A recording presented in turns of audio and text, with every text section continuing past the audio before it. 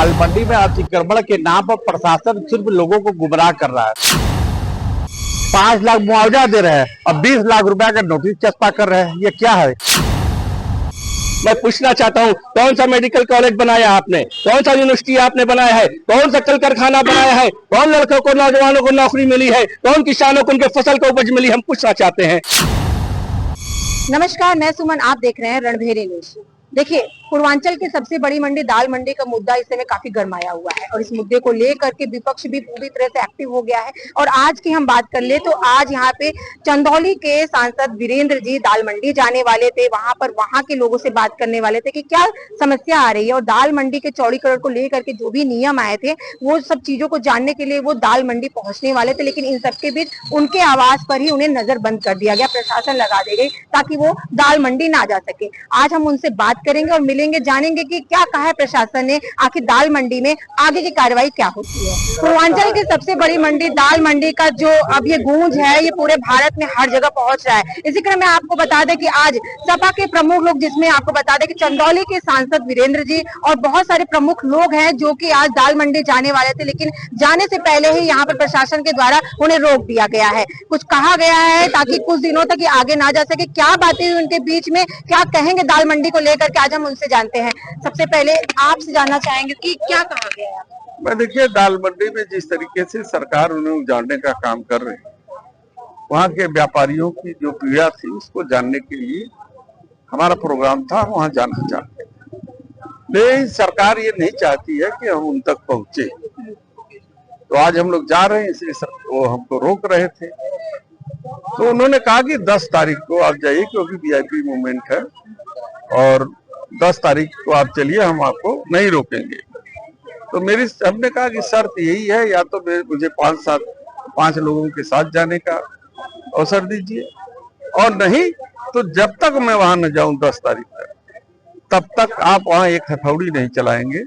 दाल मंडी पिछले दिनों जब मैं गई थी, वहाँ के लोगों का कहना था कि जो कहा गया तो उससे विपरीत कार्य चल रहा है। वहाँ के लोग बहुत परेशान है, क्या कहेंगे? जब हम वहां पहुंचेंगे, उनकी पीड़ा को सुनेंगे, तभी ने हम उनकी पीड़ा को उचित फोरम पर उठाएंगे। अभी आने वाले समय में लोकसभा चलेगा, वहां उठाएंगे, प्रधानमंत्री जी से कहेंगे और उचित फोरम पे जा करके उनकी पीड़ा को बताएंगे और समाधान कराने की कोशिश करेंगे। कुछ सवाल हैं जो कि जनता के हैं, क्या दाल मंडी का चौड़ीकरण सही है? क्योंकि कहा जाता है कि भाई गली है, गली को चौड़ा करना, उसको सड़क में तब्दील करना, क्या किस तरीके से आप देखते हैं? क्या देखिए, भारतीय जनता पार्टी से जुड़े हुए लोगों को काशी से कुछ लेना देना नहीं है। वो साजिश के तहत काशी की आत्मा को खत्म करना चाहते। वो सब जानते हैं कि काशी की आत्मा काशी की गलियों में बसता है।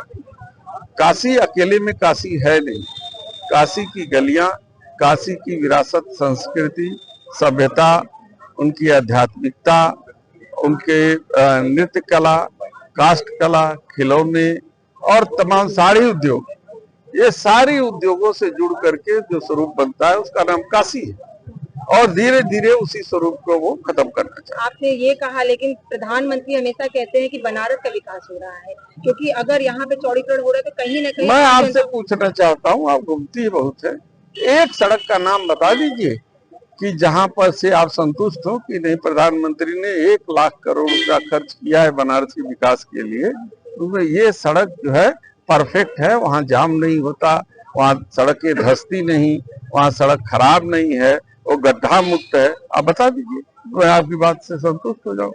एक भी सड़क ये 14 सालों में 14 के बाद से आज जो है कि आज 25 हो गया, इतने सालों में एक सड़क भी ऐसा नहीं है जिस पर दावा किया जा सके कि ये सड़क हमारी कंप्लीट होगी। अक्सर देखा जाता है ऐसी चीजों में अगर विपक्ष जाता है तो प्रशासन उन्हें रोक देती है, ये बहुत बड़ी बात है। देखिए, ये विपक्ष की बातें सुनने और उस पर अमल करने के लिए बहुत बड़ा करेजा चाहिए। वो केवल कह देने से 56 इंच का सीना नहीं होता है, 56 इंच का सीना दिखना चाहिए। वो जो हमारे प्रधानमंत्री के पास है नहीं, एक निमंत्रण तो भेजते नहीं।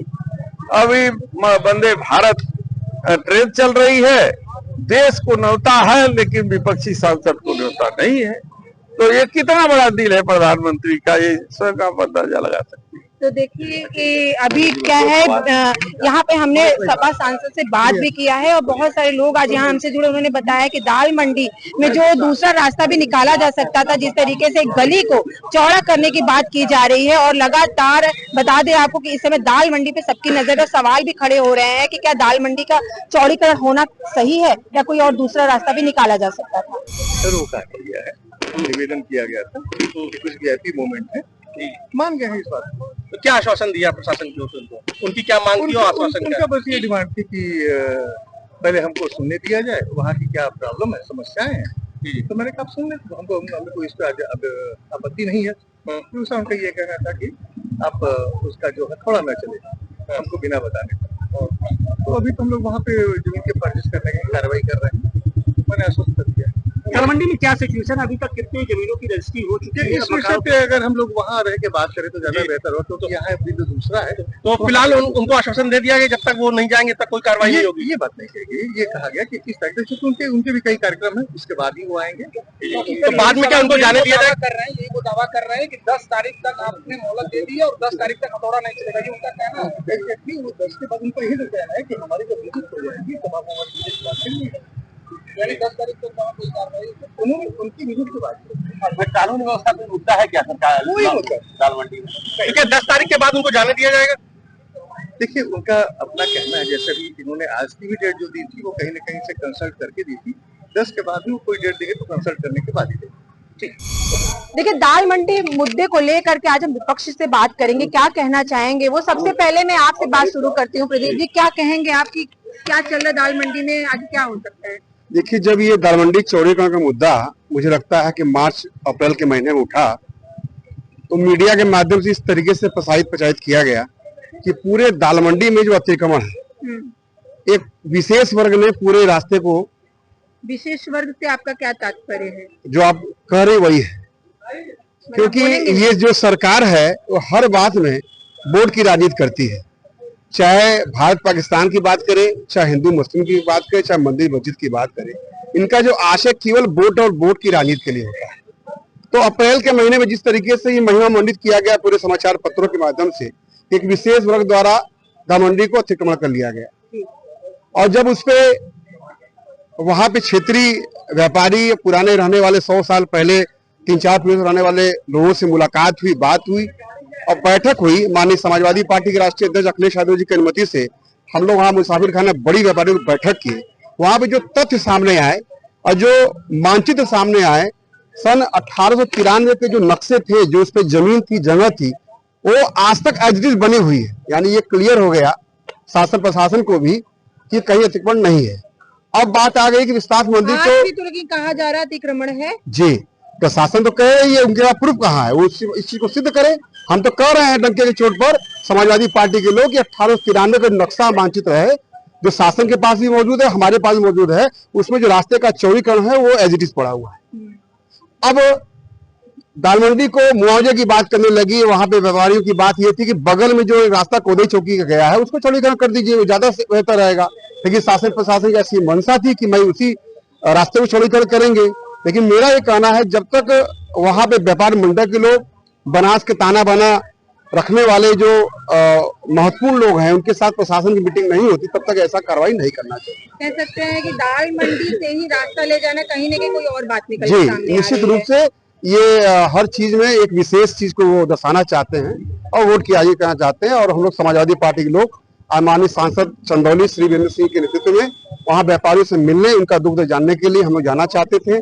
प्रशासन के लोगों ने रोका, ये कहकर कि आज वीआईपी मूवमेंट है, प्रधानमंत्री का कार्यक्रम होना है, इसलिए आप आज रुक जाइए। तो इस आश्वासन के साथ कि 10 तारीख को हम लोग सब आपको लेके चलेंगे, और हम लोग हथौड़ा तब तक नहीं चलाएंगे जब तक 10 तारीख न बीते और आप लोग न पहुंचे। हम लोग इस कार्यक्रम को स्थगित किए हैं और फिर हम लोग 10 तारीख को पुनः कार्यक्रम बनाएंगे और व्यापारियों को दूध दर जानने के लिए उनके पास पहुंचेंगे। सर, आपका नाम?